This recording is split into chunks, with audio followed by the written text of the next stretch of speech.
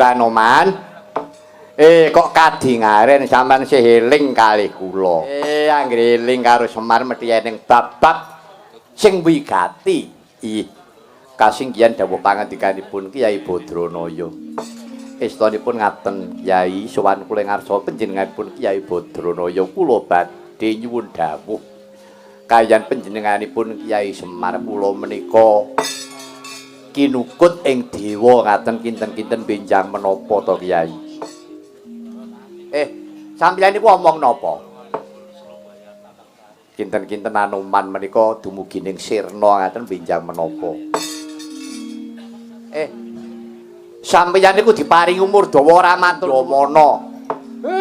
Wong kok jeleh urip.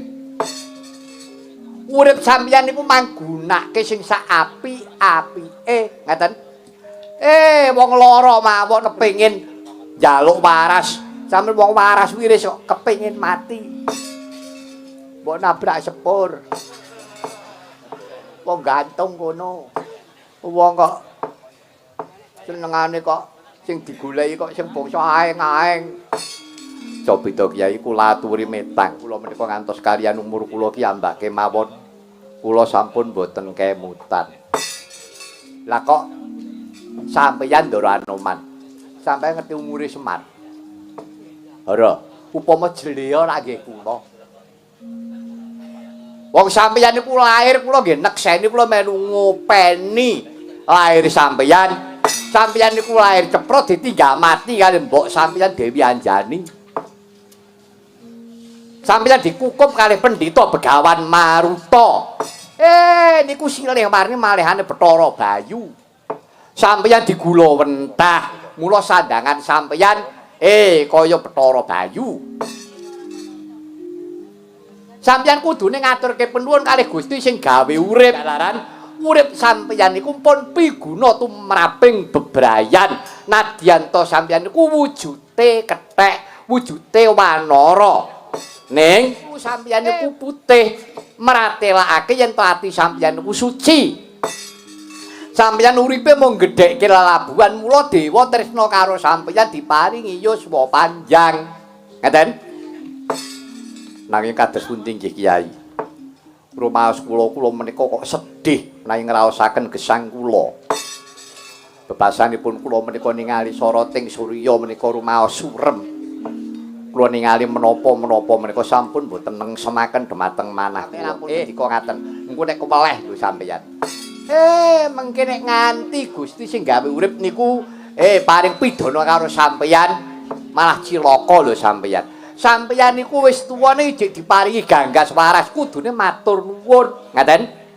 Lah, ngaten nggih. Kula mung nyaosi ancer-ancer mawon. Ancer-ancer niku ora kudu mesti pas nenten mrucute kula nggih nyuwun pangapunten. Inggih Kyai. Kados pundi? Mang titeni mawon nggih Den.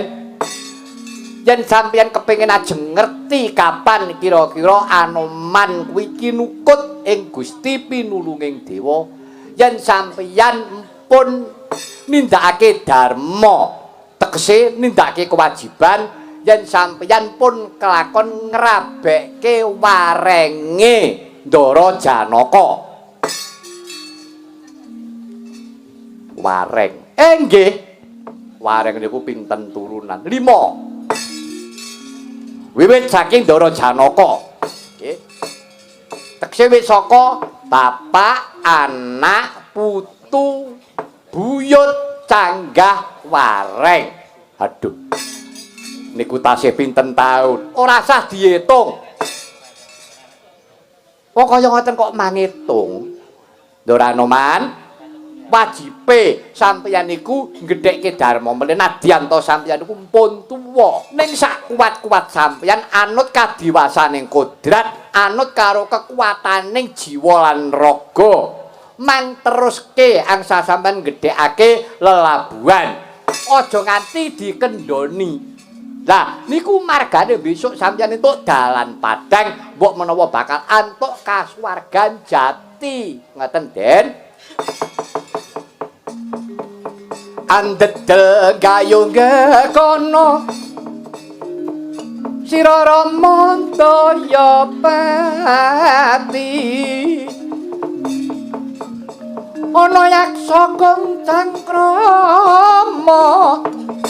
lan manewel kataksini jejaki jroning ware dadok mina tanpa tuwa mina jro samudra mila gugu saben hari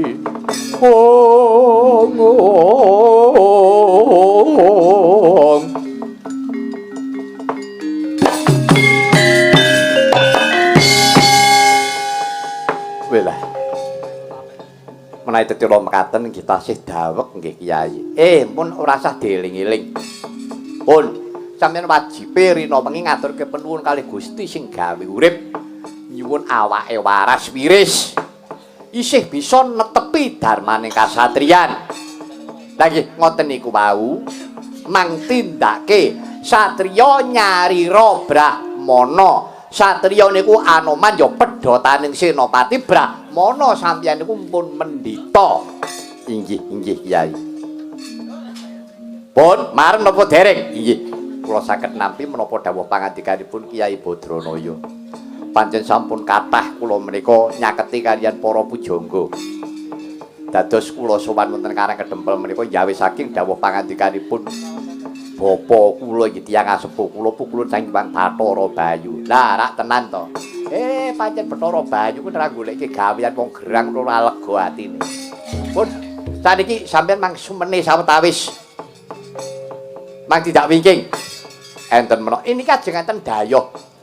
Kula badhe nderek manggi. Ampun, sampeyan ku nemoni ku ora sida mara. Mang nyingkir mriko riyen. Teng wingking.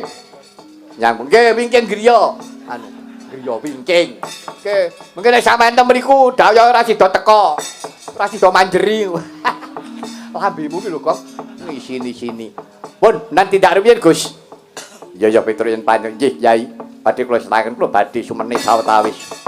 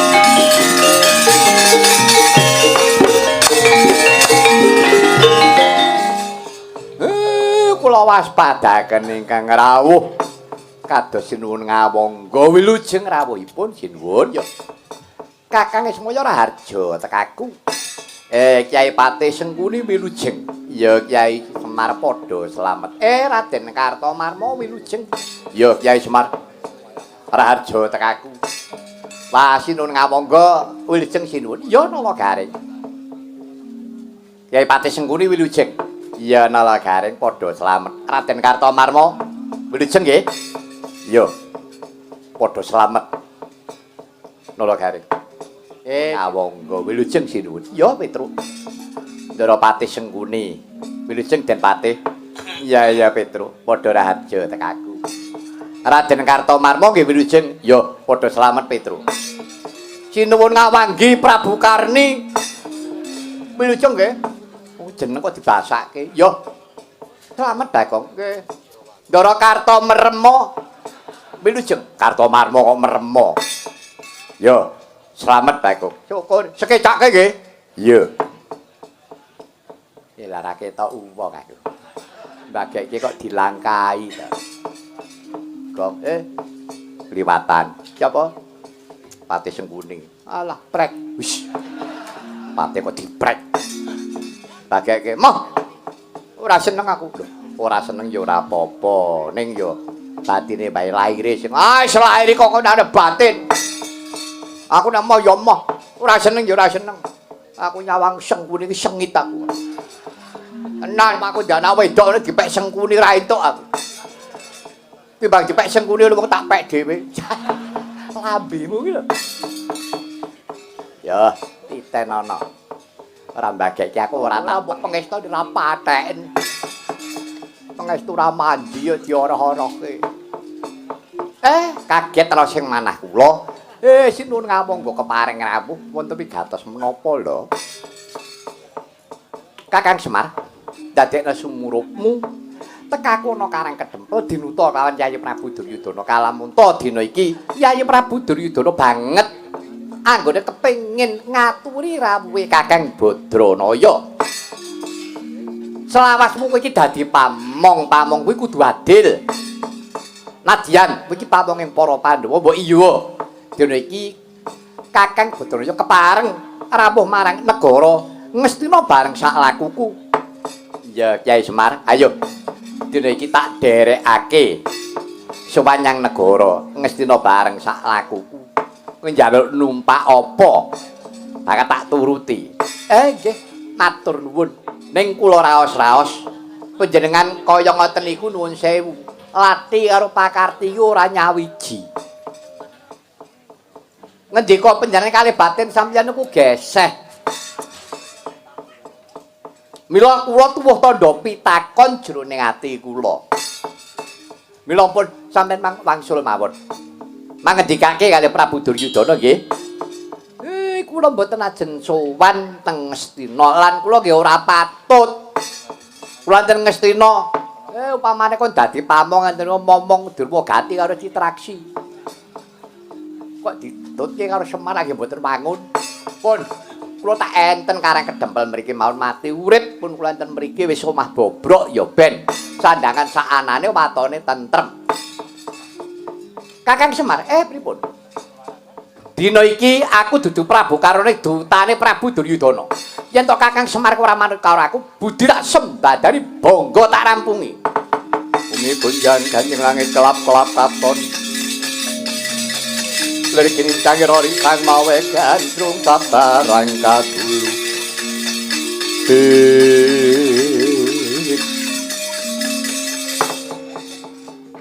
Iki anake Semar ki telu, Gareng, aku karo Bagong.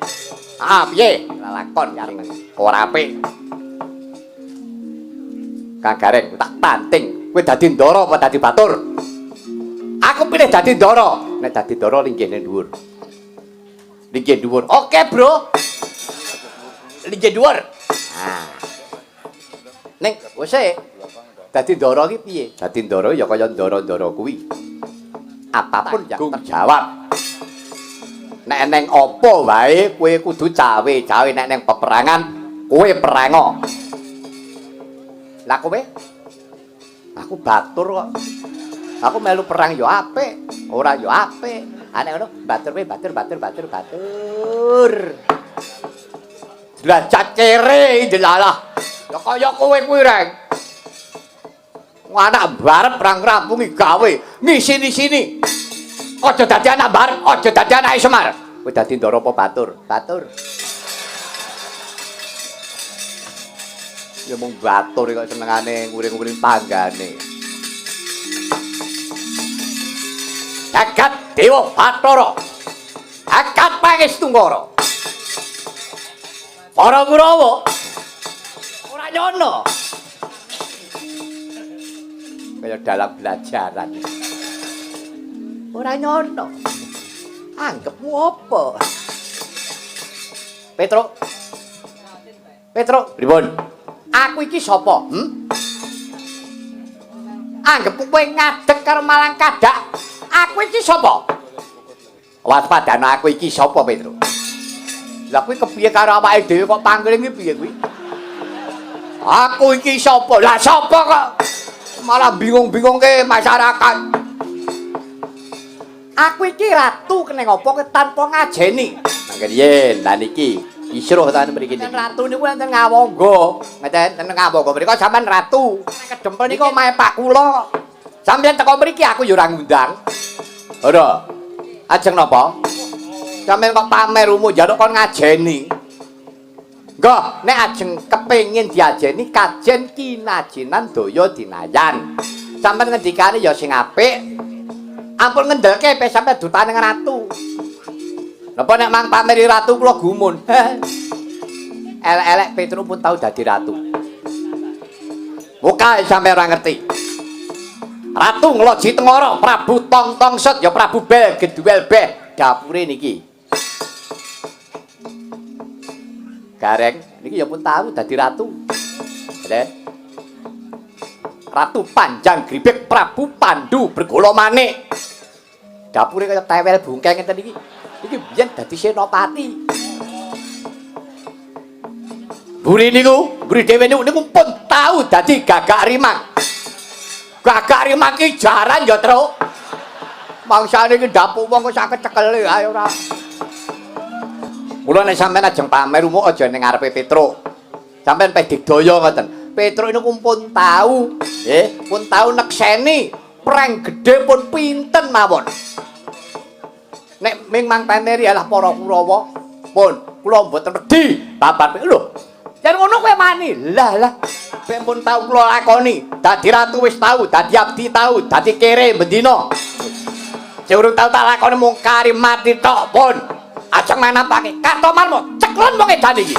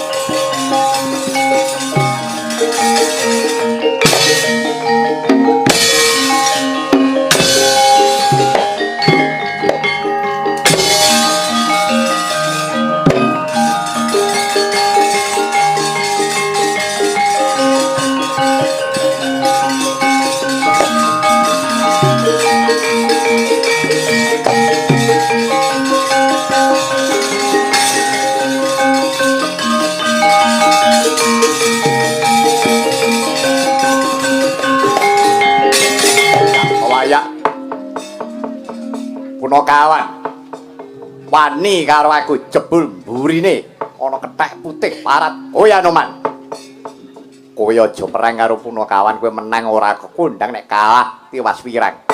Kowe entuk upah apa, entuk bebungah apa, kowe ngrewangi karo Semar. Ora watak Anoman golek Prabiya, ora watak Anoman golek Pangalembono. Anoman keputangan budi kawan Kilura Semar. Uripku nalika semono wiwit aku iki lair nganti aki Anoman ki arep modar kaya ngene iki. Aku digula wentah karo Kiai Semar. Aku lho iso males kebecikan kelawan Kiai Semar. Dina iki nggonku bakal males kebecikan kelawan Kiai Semar. Uripku sak wutuhe tak nggo nyagak gegere karang kedempel. Yen Kurawa kowe bakal ampiak awur-awur. Ayo tanding Anoman. Kowe kethek ora tata. Lah tekuk pedhot gegermu cobanen.